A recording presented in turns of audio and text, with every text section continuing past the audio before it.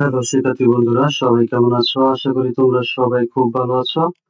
আজকে আমরা ক্লাস 5 এর ইংলিশ ফর টুডে তোমাদের যে বইটি রয়েছে সে বই থেকে আজকে আমরা ইউনিট 10 এর যে টপিকটি আজকে আমরা আলোচনা করব সেটি হচ্ছে মাই হোম ডিস্ট্রিক্ট। তোমরা স্ক্রিনের দিকে লক্ষ্য করলেই তোমরা দেখতে পাবে মাই হোম ডিস্ট্রিক্ট। এখানে মূলত কোনো এক ব্যক্তির মানে নিজের জেলা সম্পর্কে আলোচনা করা হবে এবং এই জেলা সম্পর্কে যে আলোচনাটা আমরা এখানে করব সেটি আমরা পাবো লেসন 1 থেকে 4 এর মধ্যে। প্রথম অংশটা পাবো 1 থেকে 2 এবং দ্বিতীয় অংশটা পাবো 1 থেকে 4। আশা করি মনোযোগ সহকারে আজকের ক্লাসটি তোমরা করবে।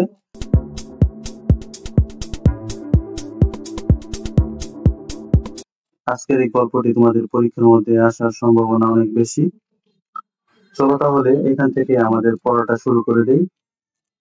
প্রথমে এখানে বলা হচ্ছে read about Mamun home district. মামুনের হোম ডিস্ট্রিক্ট মানে তার যেই নিজের জেলাটি রয়েছে সেই জেলা সম্পর্কে পড়ো এখানে বলা হচ্ছে। তাহলে আমরা যেই গল্পটি এখন আলোচনা করব এটি হচ্ছে মামুনের জেলা সম্পর্কে। প্রথমে এখানে বলা হচ্ছে মাই হোম ডিস্ট্রিক্ট ইজ কিশোরগঞ্জ। এখানে মামুন বলছে যে তার জেলা হচ্ছে কিশোরগঞ্জ। মাই হোম ডিস্ট্রিক্ট ইজ কিশোরগঞ্জ, এটি মামুন বলছে।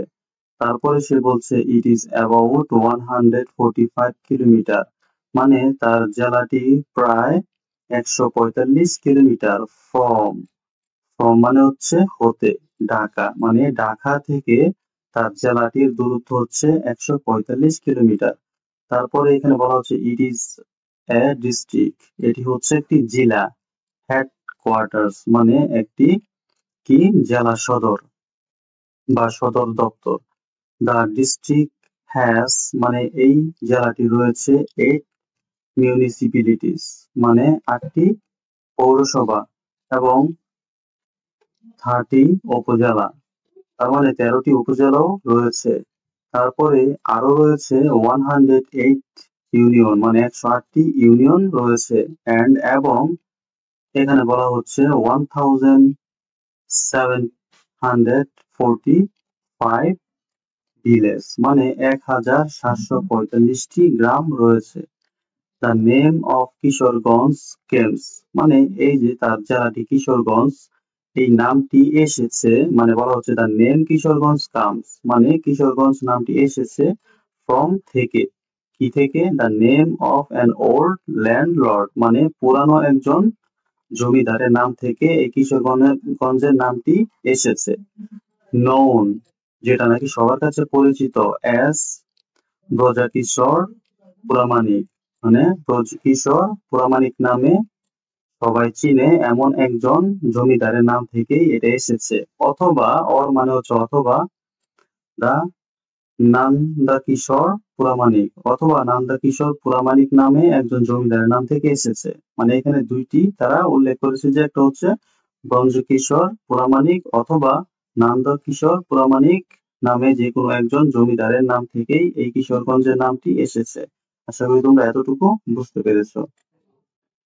তারপরে এখান থেকে বলা হচ্ছে যে এখানে দা এরিয়া মানে সীমানাটি, দা এরিয়া মানে হচ্ছে সীমানা।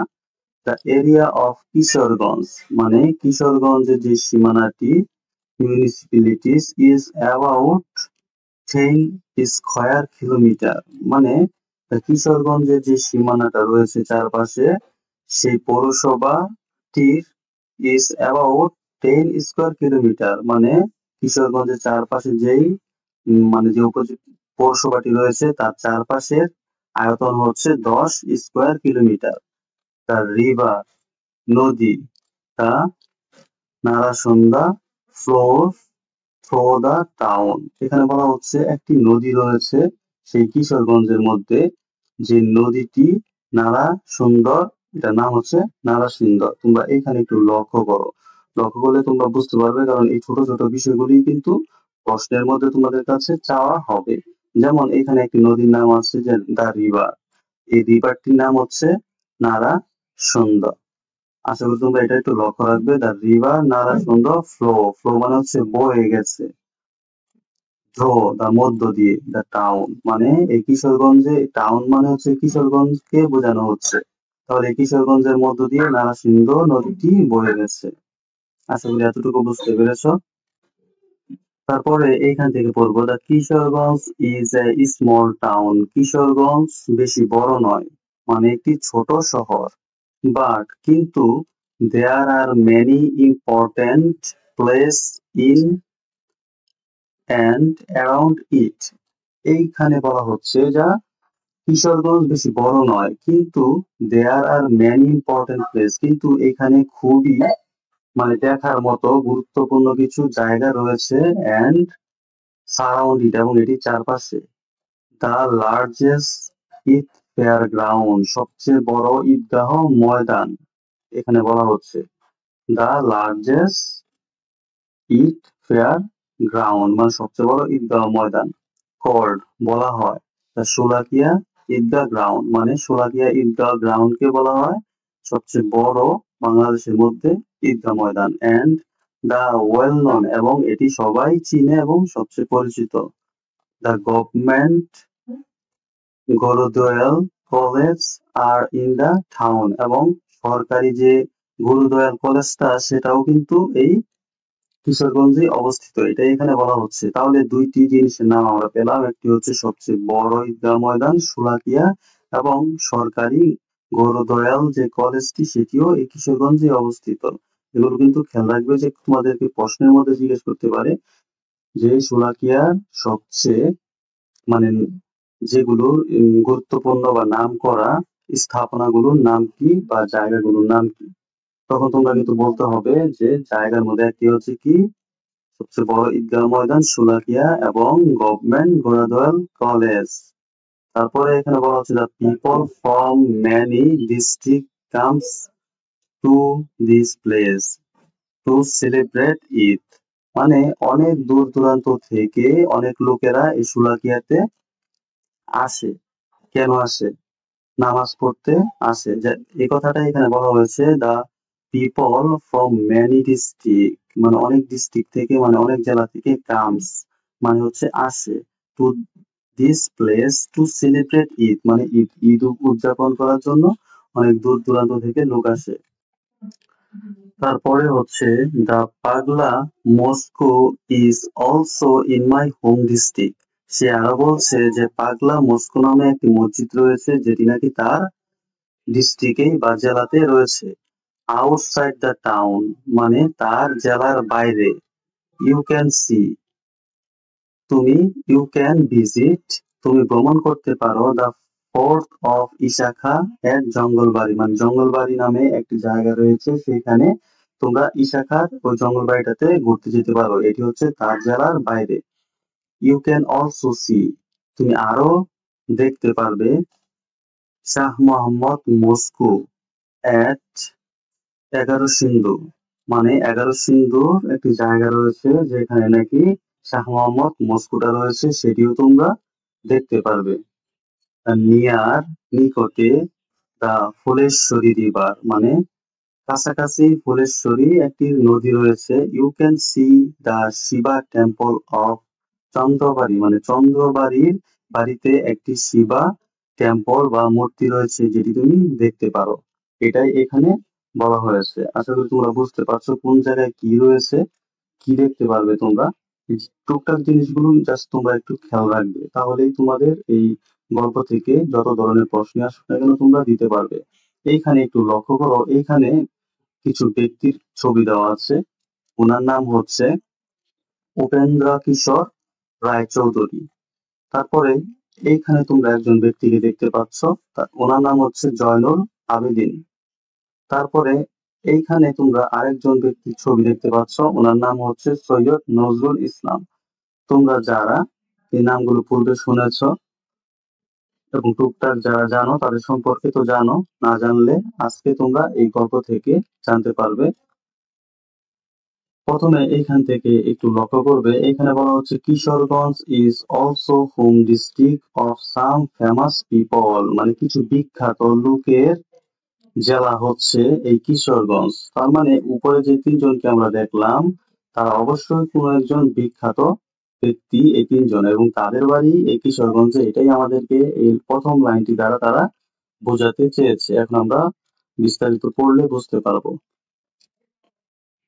চন্দ্রবাড়ি, Chandrabari the first women poet of Bangladesh literature, Bangla সাহিত্যের প্রথম মহিলা কবি চন্দ্রবতী, সরি এটা চন্দ্রবতী হবে, the Chandrabati the first women poet of Bangla literature, মানে বাংলা সাহিত্যের প্রথম মহিলা কবি চন্দ্রবতী ওয়াজ বর্ন হেয়ার, তার মানে বাংলা সাহিত্যের প্রথম যে মহিলা কবি চন্দ্রবতী তিনি এইখানে বা এই কিশোরগঞ্জে জন্মগ্রহণ করেছেন। আশা করি তোমরা এতটুকু বুঝতে পেরেছ যে বাংলা সাহিত্যের প্রথম কবি কে ছিলেন, চন্দ্রবতী, এটাই এখানে বলা হয়েছে, এবং তিনি বর্ন মানে হচ্ছে জন্মগ্রহণ করেছিলেন। তারপরে এইখানে বলা হচ্ছে two writers of children literature, মানে শিশু সাহিত্যিক, দুজন লেখক রয়েছে যিনি নাকি শিশু বিষয়ক লেখা লিখতেন। উপেন্দ্র কিশোর রয়, তার মানে এই যে প্রথম যে ব্যক্তিটি আমরা দেখেছিলাম চিত্রের মধ্যে, উপেন্দ্র কিশোর রয়, তিনি হচ্ছেন একজন শিশু সাহিত্যিক, মানে শিশু বিষয়ক যে লেখাগুলো উনি লিখতেন, এটাই আমরা এখন পেলাম। এবং Sukumar Ray are also from here, এবং সুকুমার রায়ও এইখান থেকেই এসেছে, মানে এই কিশোরগঞ্জ জেলা থেকে। তারপরে দ্য গ্রেট পেইন্টার, অনেক বড় একজন চিত্রশিল্পী জয়নুল আবেদিন, তাহলে এই যে জয়নুল আবেদিন যাকে আমরা দেখেছিলাম দ্বিতীয় পিকচারে, এই জয়নুল আবেদিন হচ্ছে গ্রেট পেইন্টার, চিত্রশিল্পী, কামস ফ্রম কিশোরগঞ্জ, মানে তিনিও এই কিশোরগঞ্জ থেকেই এসেছে, বা এর মানে হচ্ছে তিনি এই কিশোরগঞ্জেরই ছেলে বা কিশোরগঞ্জেতেই তার বাড়ি, এটা এখানে বলা হয়েছে। তারপর টু সৈয়দ নজরুল ইসলাম, এই যে সৈয়দ নজরুল ইসলাম সম্পর্কে এখন আমরা জানবো। Syed Nazrul Islam the first acting president of Bangladesh, মানে বাংলাদেশের প্রথম প্রেসিডেন্ট ছিলেন কে, সৈয়দ নজরুল ইসলাম, তাহলে ওনার সম্পর্কে আমরা জানতে পারলাম। তারপর বলা হচ্ছে ইজ অলসো ফ্রম হেয়ার, মানে তিনিও এই কিশোরগঞ্জেরই ছেলে বা এই কিশোরগঞ্জ থেকে তিনি এসছে। I love my home district, আমি আমার জেলাকে খুব ভালোবাসি। আশা করি তোমরা বুঝতে পেরেছো যে কে কিসের জন্য বিখ্যাত, মানে এই কিশোরগঞ্জ জেলাটি কিসের জন্য বিখ্যাত, এবং কিশোরগঞ্জের মধ্যে এই তিনজন ব্যক্তি রয়েছে, কে কিসের জন্য বিখ্যাত সেটাও আশা করি তোমরা বুঝতে পেরেছো। এখন যদি তোমাদেরকে প্রশ্ন করা হয় এই যে নিচে থেকে, আশা করি তোমরা প্রশ্নের আনসার গুলো দিতে পারবে। তারপরেও আমি এই প্রশ্নের আনসার গুলো তোমাদেরকে সলভ করে দেব, কিন্তু সে পর্যন্ত আমাদের সাথে থাকতে হবে। আমরা পরবর্তী ক্লাসে এই প্রশ্নগুলো সলভ করব, এই গল্প থেকে যত ধরনের প্রশ্ন রয়েছে। আজকে আমরা ক্লাসটা এখানে শেষ করব। ধন্যবাদ সবাইকে।